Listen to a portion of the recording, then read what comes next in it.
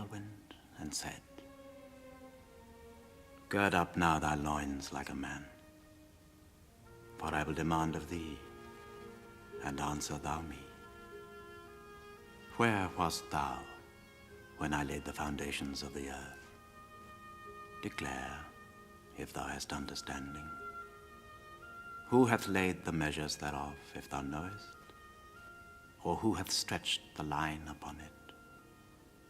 Whereupon are the foundations thereof fastened? Or who hath laid the cornerstone thereof, when the morning stars sang together and all the sons of God shouted for joy? Or who shut up the sea with doors when it brake forth as if it had issued out of the womb? When I made the cloud the garment thereof, and thick darkness a swaddling band for it, and brake up for it my decreed place, and set bars and doors, and said, Hitherto shalt thou come, but no further, and here shall thy proud waves be stayed.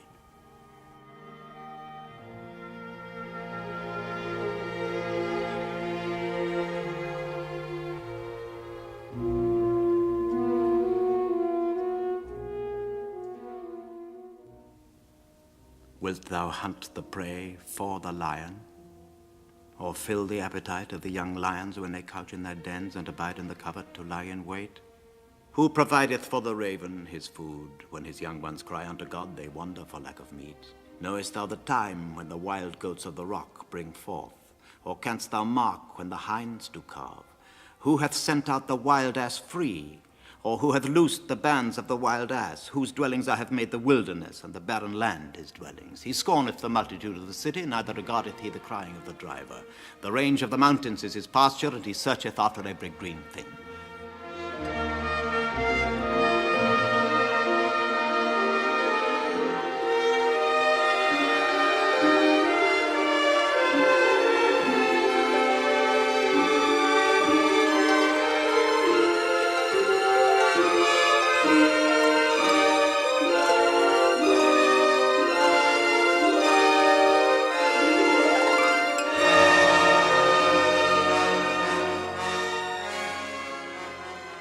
Gavest thou the goodly wings unto the peacocks, or wings and feathers unto the ostrich, which leaveth her eggs in the earth, and warmeth them in the dust, and forgetteth that the foot may crush them, or that the wild beast may break them? She's hardened against her young ones, as though they were not hers.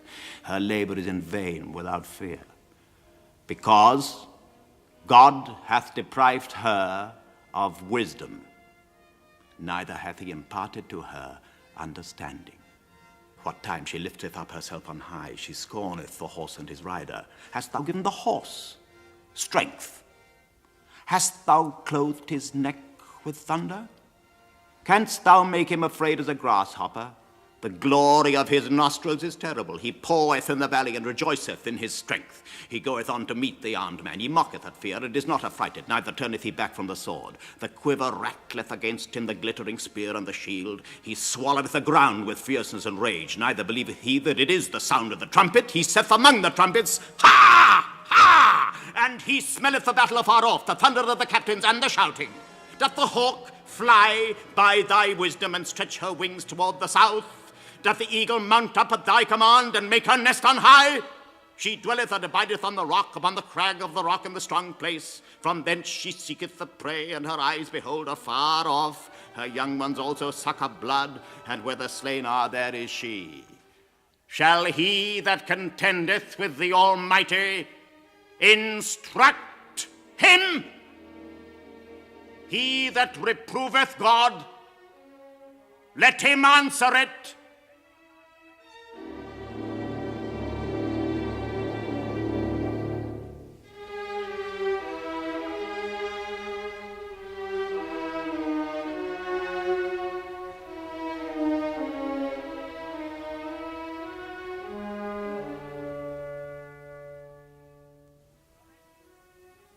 Then Job answered the Lord and said,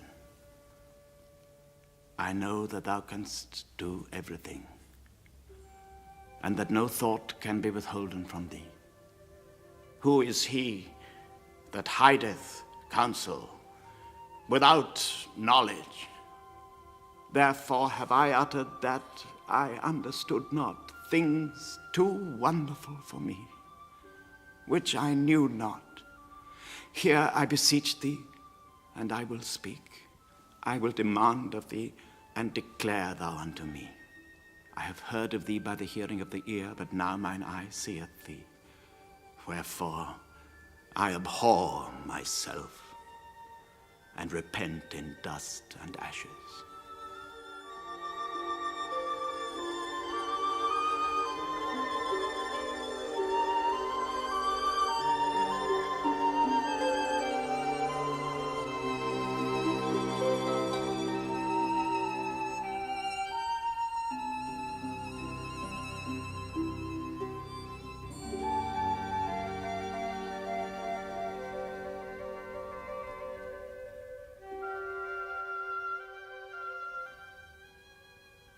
So the Lord blessed the latter end of Job more than his beginning.